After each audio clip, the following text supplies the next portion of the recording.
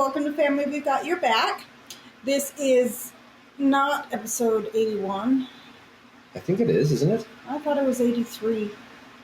We'll fix it when we post. How's that? Yeah. Anyway, so last week was the Christensen family reunion, and this week was my birthday.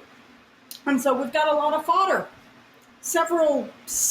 Many episodes worth of experiences to talk about. Yeah. Yeah. And one of them, there's going to be a couple episodes on one topic. Maybe. I don't know. We'll figure it out. But I haven't figured out how to do it exactly right yet, and it's really important to me, and so I want to hold off until I get it right. But anyway, so, son, he just walked through the room doing goofiness, because, that's what boys do. And anyway. They just ran a Hunger Games simulator, and he was one of the finalists, but got killed by his nephew. Oh, well, my nephew killed me. Yeah. Then it doesn't have a nephew. Cousin. He has a cousin. Yes. I'm like, he's my nephew. As a child. He's my nephew. Yeah, our nephew. I got murdered as well, apparently. I bled out without even injury. Oh. It's like, I guess I got a bloody nose and it wouldn't stop, so I bled out. Well, hemophiliac. That's pretty right? sad of you. Yeah. Dumbness. Okay, anyway, internet. Stupidity. Scrolling stupidity. On Friday night. Yeah, it is Friday night. It's been a long week because Trent finished teaching at the youth correctional facility this week. And so, he's been home a lot more. And I'm like, what? It just feels like every day is a Saturday now. I don't know what to do when every day just blends together. Yeah. Wait for retirement, I guess. Homework. Well, he has homework. I have nothing to do.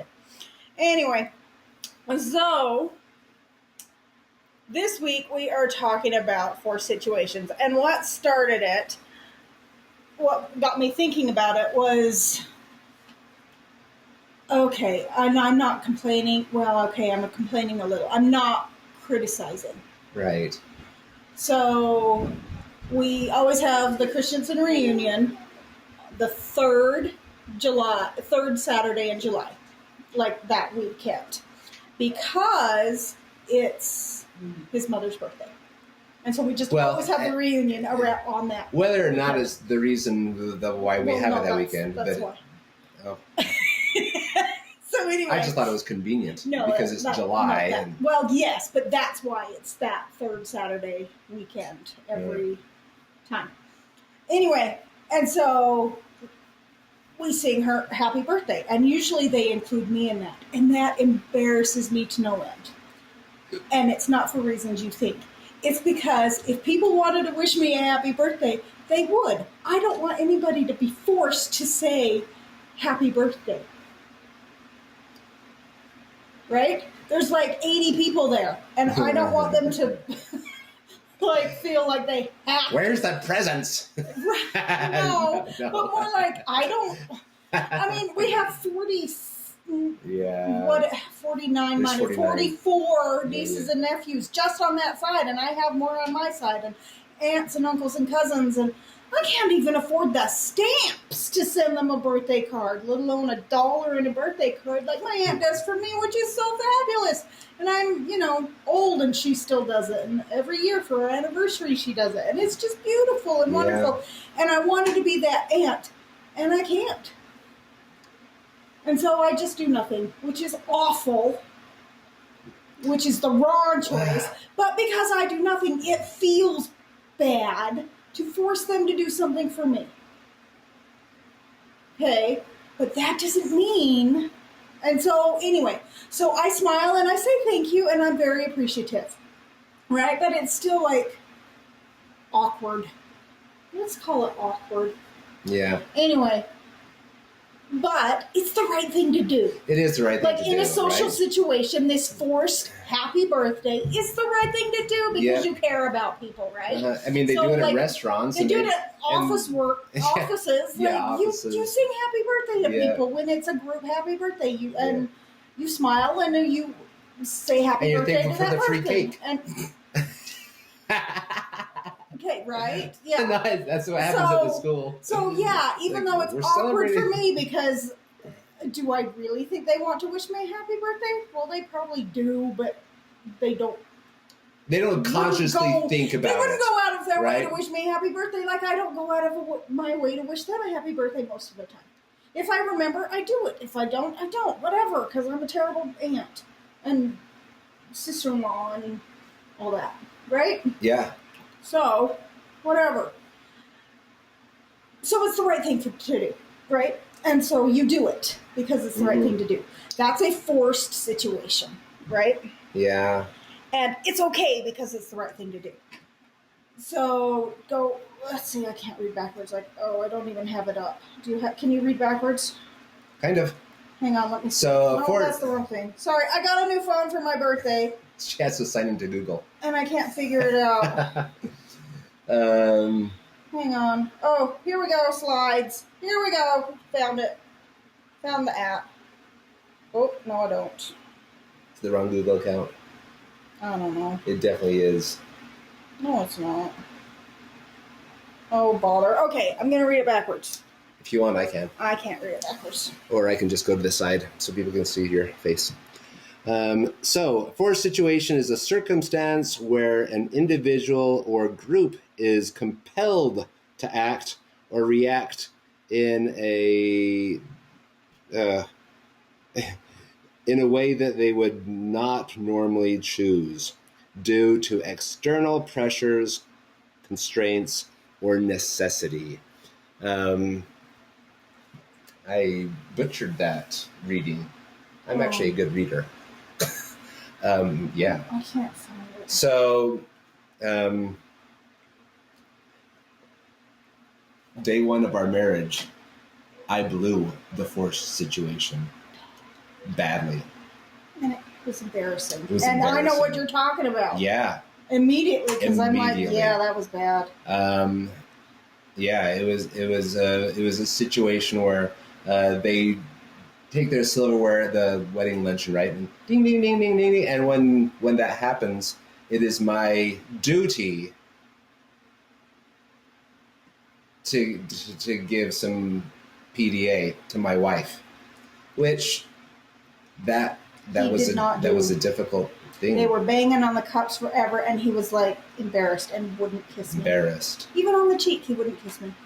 And I was embarrassed because they're like, do it. And I'm like, he doesn't want to. He doesn't want to. And it's not that I don't love my wife, you know. Well, I know.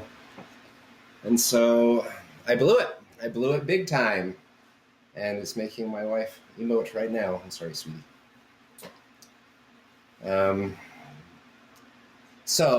But that's how I felt. I felt cornered. And I entered a flight response. Or freeze. And I froze. And it was the wrong thing. Yeah, it was the wrong thing. So I went up to my mom and I said, you need to clink the glass again. And she's like, he won't kiss you. And I'm like, I know, but I'll make him. And they did it again, and I made you later. And but so this is the hazard of these kind of situations, right? Because it does create a sense of obligation where your options are limited. Well, and it's okay. So, what does that say? Traditions? So, like singing happy birthday. Yeah. That's an okay one because it doesn't, hurt you at all. Right. Right? It's it's the harmless. polite thing to do. Yeah, it's... I'm just going to... I don't really... I can't find it on my phone. Do you have social pressure is the second one, and family expectations is the third one, which I was alluding to. The happy birthday, the kissing at the wedding luncheon. Okay, I can't find... Oh. I can't read backwards because... Okay, guess what I found out I needed for my birthday? Trent already knows. I need bifocals. So, for my birthday, people gave me some jam, and I was trying to read what flavor it was. And I couldn't read it because it was fancy font. And so I was looking at the ingredients and I couldn't read them. And I'm like, oh no, I'm going to need bifocals for my birthday. And a man handed me his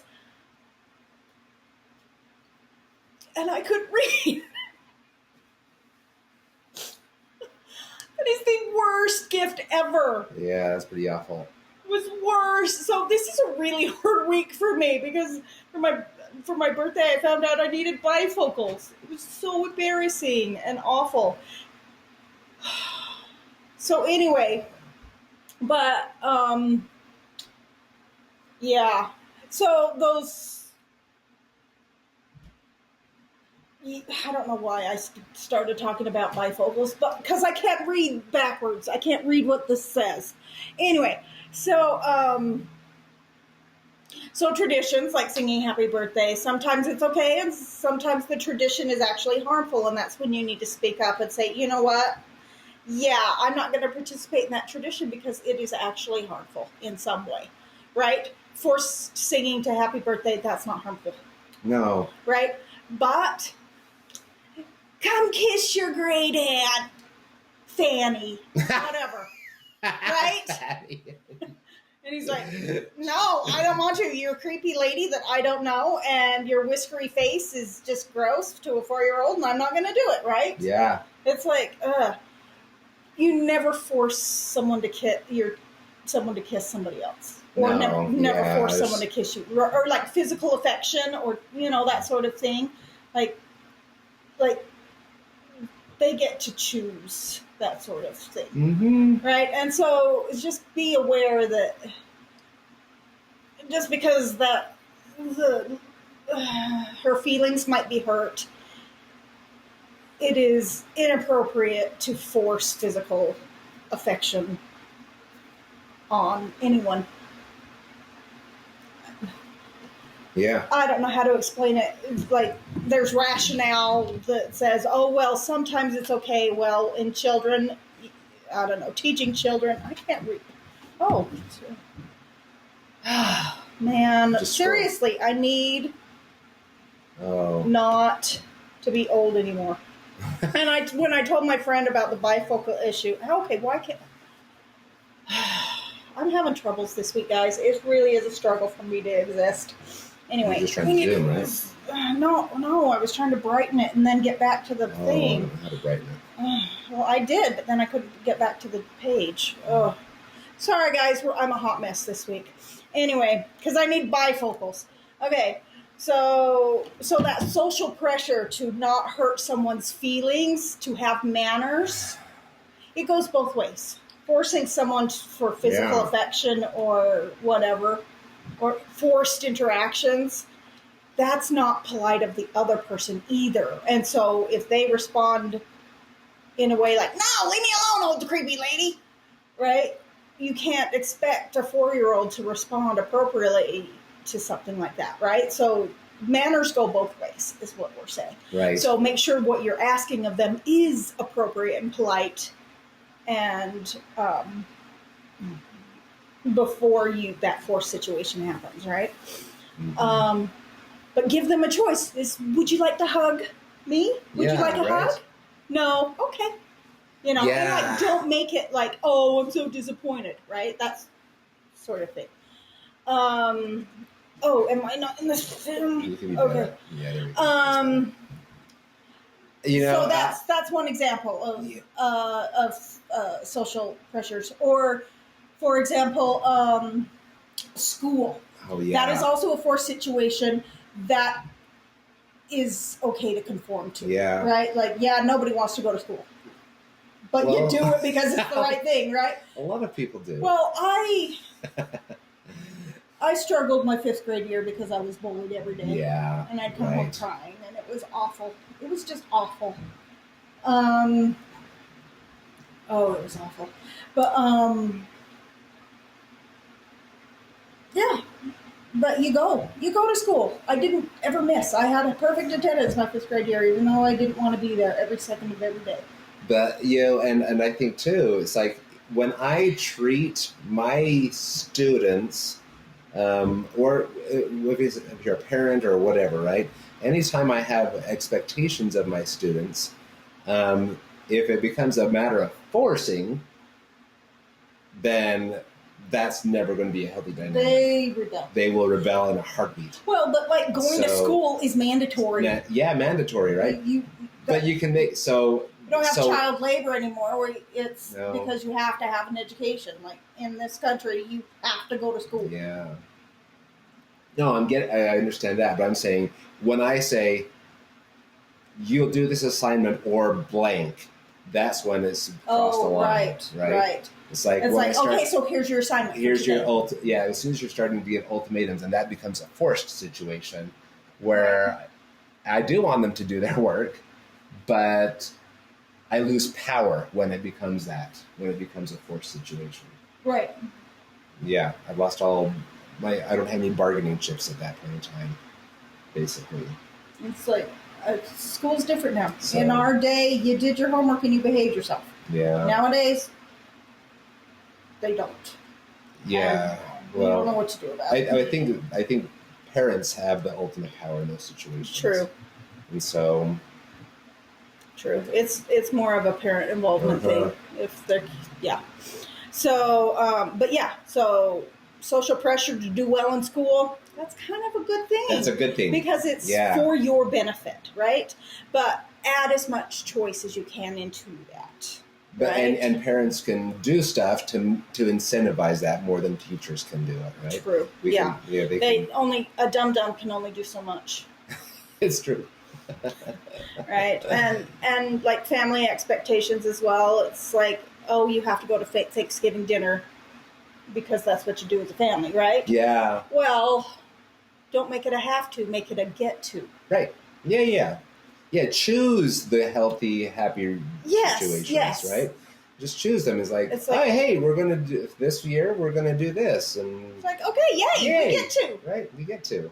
Yeah, instead of, we have to go to Same thing with the family reunion, right? It's like, we love going to the family reunion. Well, it's hard for me. I'm not good in large groups. I'm better one-on-one, but even then I struggle. So, whatever. But, so it's not always awesome. It's not always awesome. Because I just never say the right thing. Mm-hmm. Which will be another episode! Anyway, so the consequences to these forced situations, it really limits your freedom. I can't get it. It really limits your freedom. Right? You don't, and people will want to rebel to that. Mm-hmm. They really, for example, like the idea of rules keep you safe. So you're a farm animal. You're a horse in a corral. Nay. Right? And that corral keeps out the predators. And it keeps you from getting lost. Mm-hmm. It keeps the horse from getting lost, right? It keeps you so that you can be useful to the farmer when the farmer needs you instead of having you're just lost and wandering, right? And tons of good things, right? Mm-hmm. But once you're out of that fence, you don't know where your next meal's coming from. Yeah. Or water, right? So many wolves or coyotes or whatever, or rustlers, horse rustlers. Yeah. Okay, so you see where I'm going with this ridiculous metaphor, right? Yeah. But the rules are the corral, right? Mm-hmm. And they keep you safe. They do. So when you say you have to be within this box, people are like, no, I don't. Watch me, right? And they rebel without a cause. Can we say that? Movie. Anyway. Yeah. And so, if you don't give people a choice, one, they'll either not learn to make choices, and so when they do have choices, they don't know how to make them, and they make really stupid ones because they haven't learned how to make good choices, or they rebel on purpose and make dumb choices on purpose, which is worse. So, And then you are a dictator, which my kids are awful. They say I'm a dictator without an army. No, what's the other word? I don't know. Besides dictator. I'm a tyrant without an army. I'm a tyrant without an army. And that is not true. I am strict, but I give them choices within that boundary, right? Yeah. Like, do you want the green cup or the blue cup? Because you need a drink. Yeah. Anyway, so yeah. But yeah, that happens to me in the classroom when you are a dictator. When I start to give ultimatums, like, you got to do this or else blah. People want. And they will. They'll see. Yeah. They'll see. Oh, let's see it. Right. Right, and they'll rebel, and then it limits their ability to think for themselves. Squashes creativity is what. Gosh, this chair is wiggly. Squashes their creativity or their free thinking ability to come up with a solution. Right. And I thought about this one with regards to. If you're going into a situation where this is what you do first, this is what you do second, right? It's a pattern. Maybe it's not the greatest pattern, but you're blindly following tradition. Yeah. So this year they're doing learning classrooms. Is that what it was? Yeah. Or thinking classrooms. Thinking classrooms. They're changing the way they teach, and instead of saying teaching the steps to math, here's step 1, here's step 5, 2. Do this. They're saying, do that. Figure it out. Figure it out. How can you get from A to D? Uh-huh. And they want, and then after they come up with these solutions, they can teach them different ways of getting there. Well, if they need them. If they need to, right? The whole point is that you think. Yeah. You're thinking about each scenario, and so this applies in huge ways to life. Because, like, you think about the situation. If you need some consult, then you consult about it. Right. And then you have ownership over your living. Yeah. And so it's a big change for the school district, and there's going to be some growing pains, which is why I'm going to be helping in the classroom. There's going to be some huge growing pains. Like, who volunteers? I don't know any parents who volunteer in middle school. They don't. No. And so even though I'm not a parent, I'm going to be there volunteering a lot, because our school district is getting more and more socioeconomically depressed. Yeah. And they need as many helpers as they could get. And Truth. So it's the only thing I've felt good about stepping into. Like, I need a job, but I haven't felt good about getting one, right? And so I've gotten one, but I didn't go through with finishing the process of getting hired because it was the wrong thing for me. And I'm like, oh man, what do I do? So volunteering, right? That is a forced boredom, right? This forced boredom I'm going through, teaching me to be creative in how I spend my time. Right. Which I need that extrinsic motivation to be productive, which is really, really sad, but hey, whatever. So So that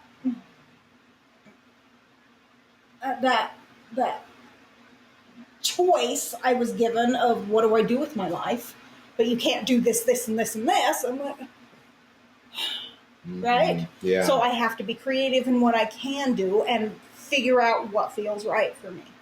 And so within that restriction came creativity, because there were choices that were not available, right? So within this box, what can I do? And I had to be really creative to come up with something. So within the framework of acceptability, find ways to limit the forced situation. So our assignment this week is, analyze your motivations behind forced situations. So, i.e., if you comply or if you rebel, right, in these forced situations. when it's appropriate to comply and when it's appropriate to rebel. And if you are the creator of the forced situation, figure out ways to introduce more choice, more options. Yeah. Right? So that's the assignment for the week. It's kind of ambiguous, but a little bit. But work on your response and your creation of situations. Yeah. That are non-negotiable, I guess. I don't know how to explain it. Yeah. Like these. I think that's a good word. Introduce more choice into your situations. All right. Have a good week. Bye-bye. Yeah, bye.